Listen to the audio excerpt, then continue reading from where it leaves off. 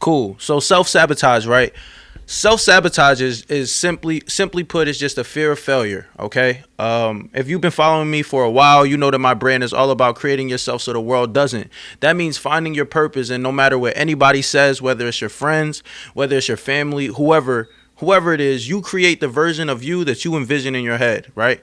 And me being me, I understand some of the fear that comes with following your purpose. For example, I'm a rapper, and there's so many rappers that tried and failed and they went broke. And I used to think like, yo, am I signing myself up for poverty, right?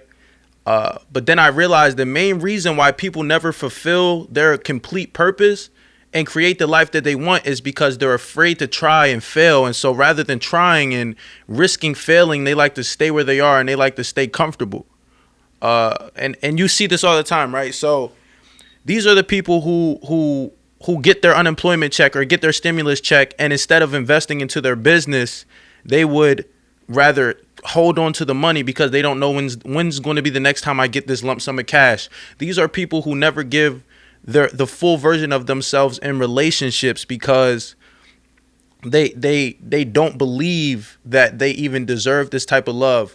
And just to sum it all up into one point, you have to give yourself permission to succeed, right? And on the other side of it, some people are afraid of success. They know what they want. They know why God put them here, but they're not ready to maintain the lifestyle, the integrity, the consistent grind and grit that it takes to maintain that lifestyle. And so, so some examples of this are people who say, "Oh, I'm young right now. I'm just having fun. I'm chilling," and they think that when they get older, everything is going to straighten itself out. Yo, don't you know that the habits that you are building right now create the person that you will be when you get older? Like, listen. When I say create yourself so the world doesn't, this isn't just a phrase that goes with my brand. I let people create me. I let people tell me I wasn't cool for how I dressed. I let people tell me that my music would never be successful because it was motivational. Bruh.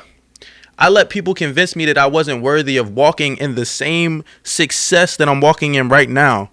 And how did I do it? I matched my faith with works. I saw something in my head, and instead of looking to other people to validate that, I said, nah, it's my job to bring it into reality. It's not my mom's job. It's not my friend's job. It's not my girl's job. It's my job to present to the world myself, my gift in its full entirety. Simple as that, because it wasn't a lack of talent. And I know with you, I know with you it's not a lack of talent either. I know this because if you're anything like me, you may tell yourself like, yo, if only they knew how nice I was, if only they knew how educated I was, if only they knew how talented I was, maybe they would treat me different. So just like I know, it's not a lack of talent.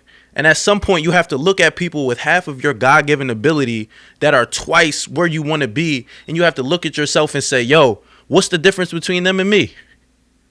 What is it? And you have to make those changes. And so in order to progress in your purpose, and I'm talking to anybody, you want to be a rapper, singer, hairstylist, you want to start a business, you want to work for a business, you want to change your major, whatever it is you want to do, there are some affirmations, there are some lifestyle decisions that I embody that I want to share with you in order to help you get closer to your purpose and your journey, right? So the first one, right? The first thing that you should tell yourself daily, a daily affirmation, is that I deserve success. Whatever success is to you, you should physically out your mouth every morning say, I deserve success. We've all had someone try to define us from our mistakes.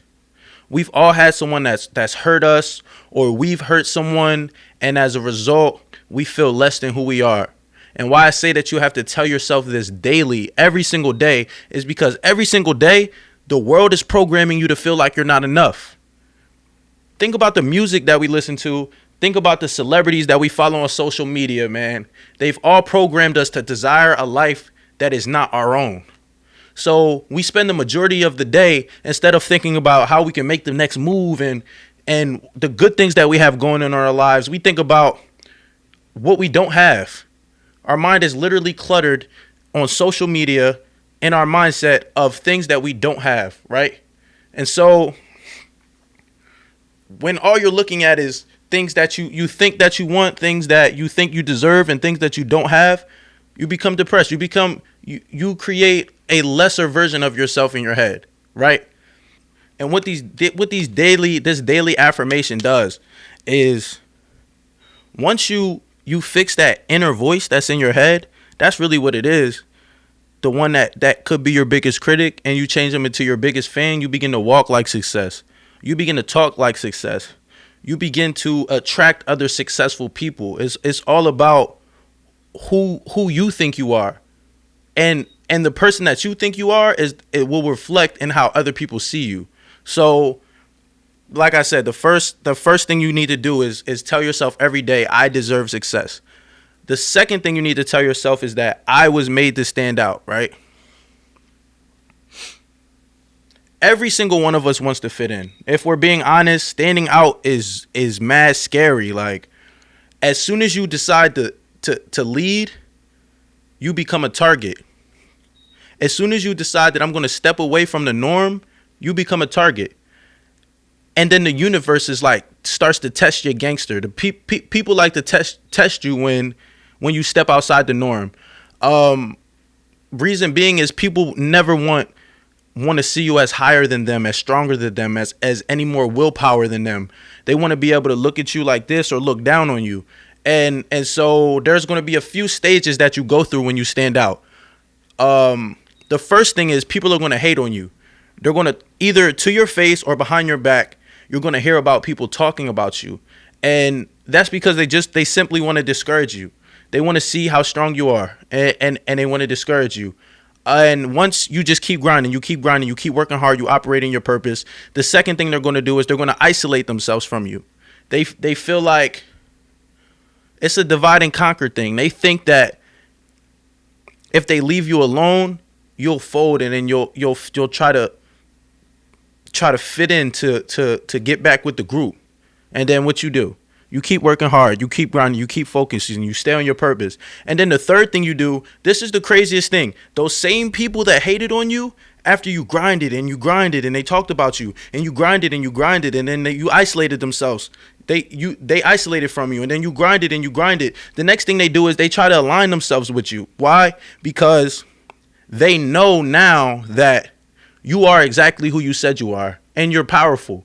You're walking in your purpose. One of the most powerful things anybody can ever do is walk into their purpose. And now they're still hating on you, but they don't want to be left out. They know that you're in power, and they want to align themselves with you because they want to be around somebody that's succeeding. You know how many girls, right? You know how many girls played me, and then they see me killing the game, and then they hit my phone. They see me at a show, or they see me on Instagram, and then they texted me and made up some crazy excuse as to, you know, why they should be back in my life. You know how many of the same people who told me that my music was never going to make it because it was motivational now claim it as if they knew it the whole time? And I welcome those people with open arms. Why? Because I take hate with a grain of salt. I know that hate is just a mixture of fear and ignorance. And the funny thing is, 9 times out of 10, the people that hated on you are the exact same people that God has purposed you to bless. And so I welcome those people with open arms because it's deeper than just flexing. I'm not here to flex. I'm here to create a domino effect of success. I'm here to make a mentality shift of a culture. And so that's going to involve me putting my pride to the side and praying for my enemies daily to understand and see what I see, because I see it not only in myself, I see it in them. I see it in everyone that's around me. And that's why I do the things I do.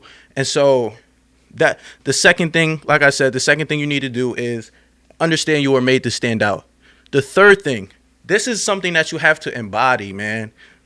Something that's so difficult to, one of the hardest things ever, and it is embodying the ability to be alone. So it's cool to have friends, but sometimes you have to make the best decision for you and not for the group. No matter how people feel, do not diminish yourself in order to not threaten your friends, right? For example, I always have this mental battle with smoking. I know smoking has a negative effect on me. I box, and mentally I just need to stay sharp. But sometimes when I'm with the gang, when I'm with my friends, I'm thinking, I might as well, why not? I want to be a part of this situation that's going on. Bro, listen.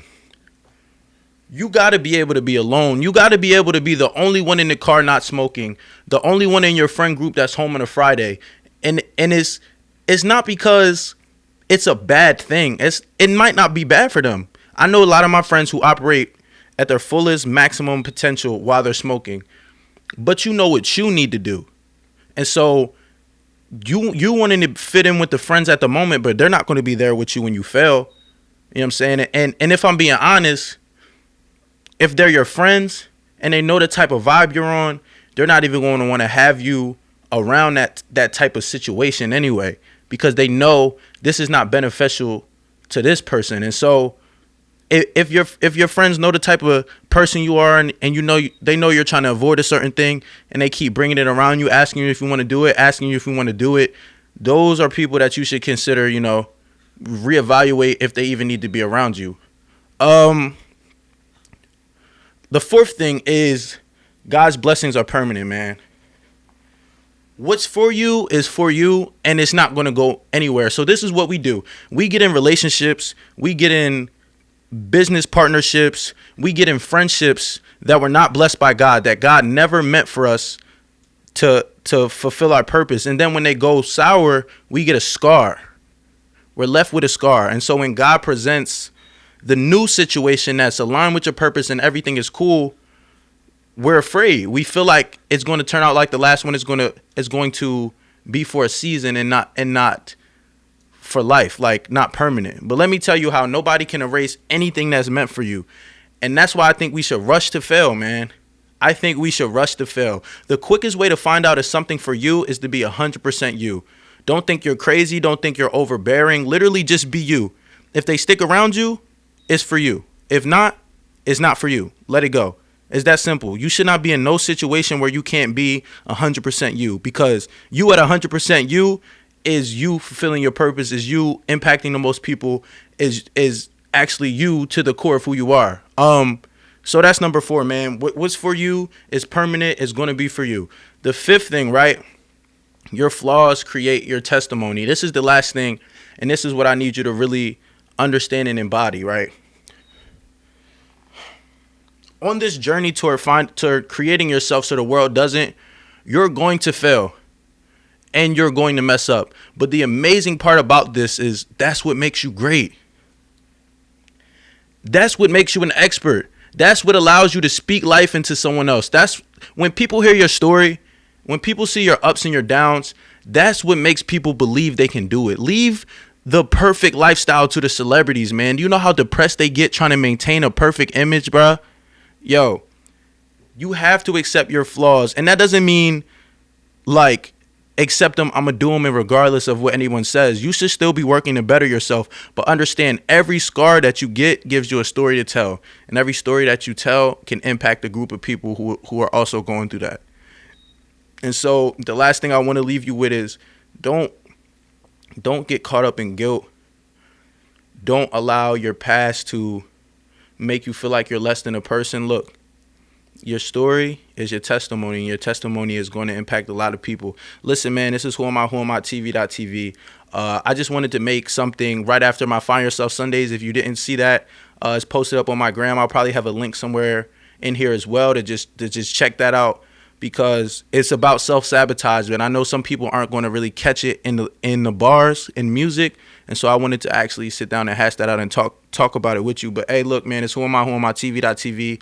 Thank y'all for watching. Salute, man.